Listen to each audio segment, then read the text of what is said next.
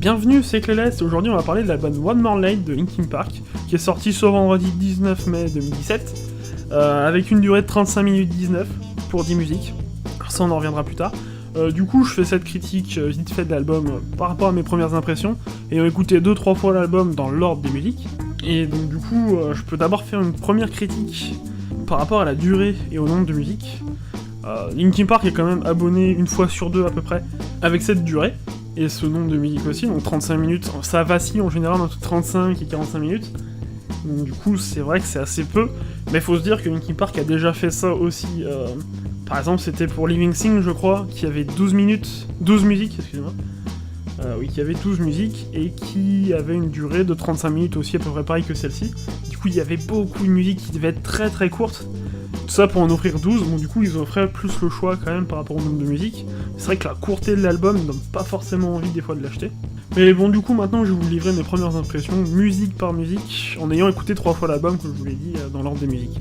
On commence du coup par Nobody Can Save Me, une chanson très douce, une introduction très douce à l'album, avec de l'électro et un chouïa d'acoustique. Pour ma part c'est certainement le post-refrain qui passe le mieux de l'album niveau électro-pop moderne. Le second couplet est très bien accompagné, mais il y a quand même cette répétition qui aurait pas dû se faire comme ça. La répétition au synthé, la répétition au synthé, qui se fait à chaque fin de phrase et qui aurait dû pour moi se faire toutes les 4 phrases en fait. Sinon la deuxième partie de la musique est vraiment ouf, avec le pont qui se fout sans doute le plus de l'album, c'est-à-dire sans répétition de couplets ou de refrains plus doux, avec du coup d'autres paroles aussi, également. Mais ça reste quand même moyen au total parce que il y a de bonnes idées, mais c'est pas non plus un éclair de génie, quoi. On arrive à la deuxième musique qui s'appelle Good Goodbye, donc avec Pusha T et Stormzy. Et comment vous dire, j'ai beaucoup de mal à l'écouter ce morceau, même avec Mike qui rappe et Chester qui fait un joli refrain moyen quand même. C'est très très très dur de l'écouter pour ma part. C'est ce que je voulais pas entendre dans la discographie de Linkin Park. C'est ce genre de morceau là qui me fait... J'aime vraiment pas ce genre de morceau, ce genre de hip-hop. C'est un avis personnel, mais ça fait vraiment hip-hop américain, avec pas forcément des phrases qui ont pas forcément de sens aussi des fois. Musicalement, j'ai pas compris tout. J'ai pas compris tout le lyrics non plus, donc du coup je pourrais pas forcément juger sur à quoi fait référence quoi et tout, mais ne serait-ce que par rapport au jeu de mots, parce que je suis pas non plus ouf en anglais. Et Good Goodbye a pas les variations que j'apprécie dans le hip-hop en fait. Et du coup la partie hip-hop ici est trop prépondérante, et du coup ça rend vraiment très très moche pour ma part. On passe du coup à la troisième piste qui s'appelle Talking to Myself, qui fait 3 minutes 51, et c'est les 3 minutes 51 de l'album qui m'ont fait rêver, vraiment. C'est la meilleure de l'album, avec une tension palpable avec l'orgue derrière qui fait vraiment un effet de montée jusqu'au premier refrain, et c'est vraiment ouf, je trouve. L'arrivée du refrain est frissonnante et la chute est vraiment encore mieux. La deuxième partie, cependant, est plus rythmée, donc du coup il y a moins cette montée qu'on ressent dans la première partie de la musique. Et du coup, arrivé au refrain, on n'a pas les mêmes frissons. Et pareil pour la chute d'ailleurs, parce que du coup, la chute est pas plus haute que le refrain. Ils sont à égalité niveau tension, j'aurais tendance à dire. Et donc du coup, la chute est moins bonne. Le pont qui se foule pas non plus des masses parce qu'il reprend le pré-refrain. Mais du coup, c'est pas mal parce qu'il reprend quand même la montée jusqu'au refrain. Et le dernier refrain est assez ouf parce que niveau déstructuration de la parole, il est vraiment pas mal. Chester il chante vraiment bien, et même si la fin arrive classiquement au final, bah ça passe vraiment, et c'est vraiment la meilleure musique de l'album selon moi. On arrive du coup à la quatrième piste de l'album qui se nomme Battle Symphony, que vous avez déjà entendu parce que c'était la deuxième à être révélée de l'album. Bah, elle est cool, j'aurais tendance à dire, mais l'intro est tellement différente du reste de la musique. Je veux dire, les paroles sont vraiment cool, l'air, la mélodie, tout ça est vraiment magnifique.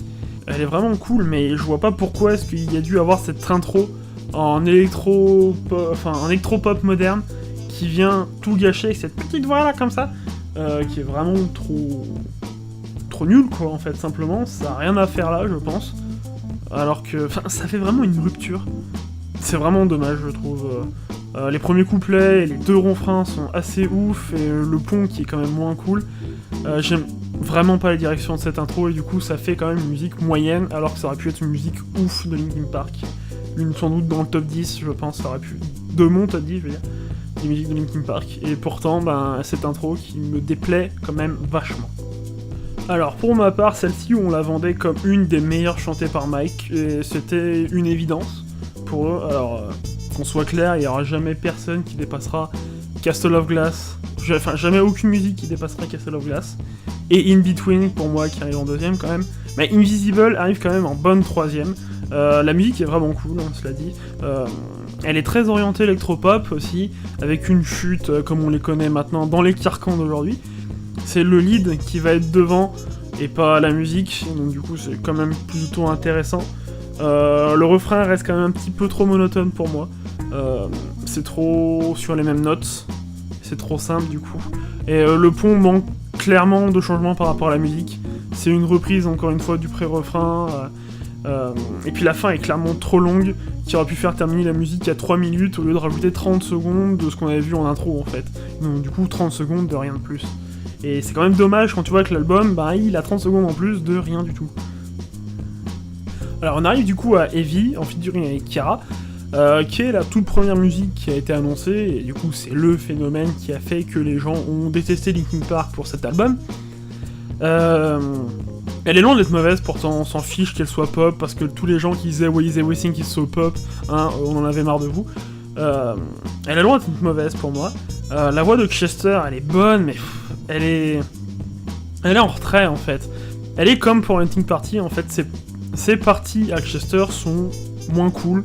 Elles sont moins cool qu'avant, alors que pourtant, on a vu que dans Talking to Myself, il savait encore chanter, il n'avait pas perdu ce lead en fait qu'il avait dans tous les autres albums de Linkin Park. Et donc là, en écoutant Heavy, j'étais un petit peu déçu de la voix de Chester, de voir encore qu'il n'avait pas trouvé le moyen de continuer dans cette voie-là. C'est le featuring que j'aime pas trop, la voix de Kiara me dérange. Pas tant la voix que ça en fait, mais c'est son interprétation au final qui me dérange, parce qu'elle chante très bien, pas beaucoup de gens peuvent prétendre chanter aussi bien qu'elle. Mais du coup, je n'aime pas forcément son interprétation dans ce morceau-là. Et par contre, dans ce musique, un truc qui est rose, vraiment, c'est les pré-refrains de Chester et de Kiara qui sont vraiment ouf. Après, qui sont, à mon sens, mal repris dans le post-refrain du 2ème refrain, du coup. Lors du pont vers le dernier refrain, je trouve qu'ils sont très mal repris. C'est bien dommage qu'ils soient mal repris comme ça. Il y aurait tellement eu de quoi faire en partant vraiment dans des hauteurs avec Kiara et Chester. Je pense qu'il y avait de quoi faire pour les deux. Et ils ont choisi la simplicité en fait. La simplicité du pont à reprendre les deux pré-refrains de Chester et de Kiara et de les mettre à côté. Et c'est vraiment dommage. Pour moi, la musique est loin d'être mauvaise, mais elle a des problèmes dans son interprétation en fait. Et c'est dommage, mais sans plus qu'au final. Du coup, la musique est moyennement bonne. On arrive du coup à Sorry for Now, qui est une copie en soi de Invisible. Je dirais une copie plus intéressante. Pas par rapport au chant, parce que quand même, dans Invisible, le chant de Mike est supérieur selon moi à Sorry for Now. Mais c'est par rapport à sa structure au final, où c'est plus intéressant. Le post-refrain en fait est plus intéressant, même si j'ai quand même du mal avec du coup cette direction qu'il y a comme dans Battle Symphony, cette fracture qui aurait pas forcément dû être là. Mais ce que j'ai kiffé à ce moment-là, c'est le son de guitare qui apparaît de nulle part, et du coup je trouve que ça passait vraiment bien. Après c'est dommage par rapport à la structure, c'était vraiment rythmé, structuré, et c'est la direction que prend tout l'album au final, enfin la majorité de l'album, qui me dérange beaucoup, et qui fait de cette musique une musique moyennement bonne. Encore une fois, comme Heavy par exemple, ça me fait une musique moyennement bonne alors qu'elle aurait pu être bonne, voire excellente avec 2-3 trucs qui changeaient. On arrive du coup à la 8ème piste qui s'appelle Halfway Right, qui est une musique qui nous prouve que Chester a du mal encore à chanter, parce qu'il y croit pas du tout lors des couplets. Mais alors vraiment pas du tout, c'est aberrant. Je sais pas si c'est fait exprès, mais non, j'aime pas du tout son interprétation sur cette musique, c'est assez ouf. Alors la musique contient quand même une montée hyper cool pour devenir moyenne lors du refrain, niveau mélodie, c'est soutenu, le tout est soutenu par une simplicité musicale qui prend la place du lead, et du coup ça laisse un vide en fait. Même avec l'effort de rythmer le second refrain, ça laisse quand même une simplicité musicale et structurale même, dont fait preuve aussi beaucoup d'autres musiques dans l'album, comme pour les ponts, comme les post-refrains du deuxième refrain, et c'est vraiment, mais alors de chez vraiment dommage. Mais le morceau il finit sur une baisse graduelle qui est pas mal, j'aime bien cette fin, mais sans plus, quoi. La musique est vraiment... Celle-ci est moyenne, vraiment, pas comme Good Goodbye, qui est vraiment pas une musique que j'aime. Elle est vraiment moyenne, et pour moi les musiques moyennes je les écoute pas souvent en fait. Surtout avec le nombre de musiques qu'il y a maintenant, je les écoute pas souvent, et du coup celle-ci elle va souvent passer à la trappe en fait. On arrive du coup à la 9ème piste qui se nomme One More Light, comme l'album, et c'est du coup le morceau éponyme. Plus calme, et ça passe très bien je trouve. Chester, après un morceau où il prouve qu'il a du mal à chanter, et là il prouve justement qu'il sait encore chanter, et qu'il y croit surtout, parce qu'il y croyait pas sur la musique d'avant, et le couplet comme le refrain, ils sont vraiment cool en fait, il y a une instrumentale cool, mais vraiment oubliable en fait, clairement, la sorte de solo qu'il y a en guitare est oubliable, mais il y a toujours c'est toujours assez rare dans Linkin Park de pouvoir noter qu'il y a un solo de guitare. Le manque de montée de rythme peut faire mal, mais la monotonie est tout de même bien avec cet enchaînement de notes. Ça aurait pu être mieux avec une graduation tout de même. La musique, du coup, reste sur un fil en fait. Elle a pas de montée. Il y a des morceaux qui n'ont pas de graduation, qui ont une tension tout le long, qui ne se résout pas par une montée, et on les aime bien quand même, mais celle-ci, il y a un problème, parce qu'on sent la tension, il n'y a pas de montée, et du coup on se dit, c'est pas si grave en fait, mais du coup là, il y a un problème en fait, du coup je trouve pour cette musique, notamment par rapport au ton, justement, et à la tension. Et on arrive à la 10ème piste sur 10 de cet album, Sharp Edge, qui est une surprise, vraiment, un truc de fou. Quand j'ai écouté cette musique pour la première fois, je me suis demandé, mais qu'est-ce que ça vient faire dans la discographie Linkin Park, en fait. Et pourtant, je veux dire, ça passe, faut juste oublier que c'est Linkin Park, quoi. Le morceau clairement assumé folk avec de la guitare, et le chant qui suit, vraiment, c'est dans un genre qui est cadré et qui a ses codes, et que du coup, Linkin Park suit vraiment. L'idée est bonne, même si du coup c'est un genre assez classique qu'on peut pas mal entendre. Niveau refrain et pont, c'est vraiment hyper cool, je trouve, c'est vraiment pas mal. J'ai adoré la deuxième partie de ce morceau, aussi court soit-il, parce que vraiment 2 minutes 58, c'est vrai que c'est assez court. Mais c'est vraiment une surprise totale de trouver un morceau comme celui-ci. Mais moins tâche que la pop moderne, sincèrement, moins tâche que la pop moderne que tout l'album a pris comme direction. Et c'est en soi que c'est une surprise, et pas forcément une déception, mais du coup c'est une rupture avec le thème de l'album en final. Et du coup elle passe cette musique, mais encore une fois elle est moyennement bonne en fait. C'est le genre qui fait ça, je pense. J'accroche pas spécialement, mais ça reste une surprise, et je trouve ça pas mal. Du coup, comment conclure avec cet album ? Par rapport à mes premières impressions, avec le recul que personne n'a pour le moment, pour les remettre dans un contexte ou autre chose, l'album est loin d'être si mauvais, que les gens le laissaient paraître en fait tout le long avec les 4 musiques qui ont été prouvées. Moi j'ai eu très peur, sincèrement, avec Good Goodbye. J'ai eu vraiment très peur de me dire que s'il y a 2 morceaux comme celui-ci dans l'album, c'est un album qui sera le pire, mais genre vraiment le pire de Linkin Park.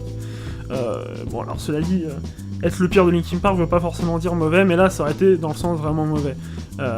Du coup ça reste quand même le pire album de Linkin Park pour moi, par rapport à sa direction qu'il a voulu prendre, mais il y a vraiment des bonnes musiques comme Talking to Myself qui est vraiment, vraiment bien quoi, et des potentiels gâchés aussi, comme on aurait pu avoir dans le dernier album The Antique Party, vraiment des musiques gâchées en potentiel comme Battle Symphony et One More Light aussi, vraiment, parce que j'étais pas assez appuyé là-dessus, mais je regrette que cette musique ait pas eu de graduation ou une tension plus forte que ça en fait.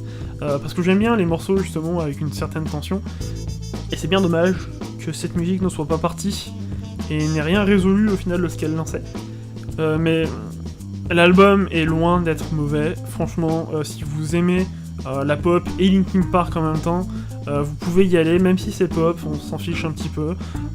Sincèrement, faut savoir écouter un petit peu de tout, je pense. Et là, Linkin Park, ils ont encore fait un virage à 360 degrés, et je trouve ça dommage en soi, par rapport à tous les albums qu'ils ont fait, de revenir à quelque chose comme ça, aussi simple. Au niveau simplicité musicale, en fait, c'est vraiment simple par rapport au dernier album qui était moyen, Hunting Party qui était moyen, mais qui avait des structures musicales et des mélodies vraiment ouf, en fait. C'est bien dommage.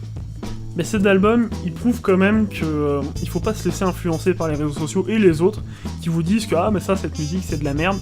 Et si jamais j'avais écouté les gens qui disaient que cet album allait être de la merde, je serais passé à côté de Talking to Myself ou d'autres musiques comme à côté d'autres musiques que je kiffe vraiment du coup dans cet album, des musiques que j'écouterais volontiers et que je mettrais dans ma voiture.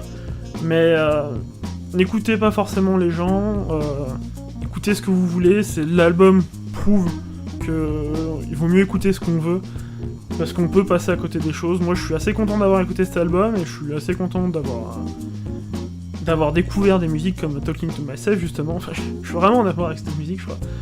Et donc du coup je vous dis à plus, allez.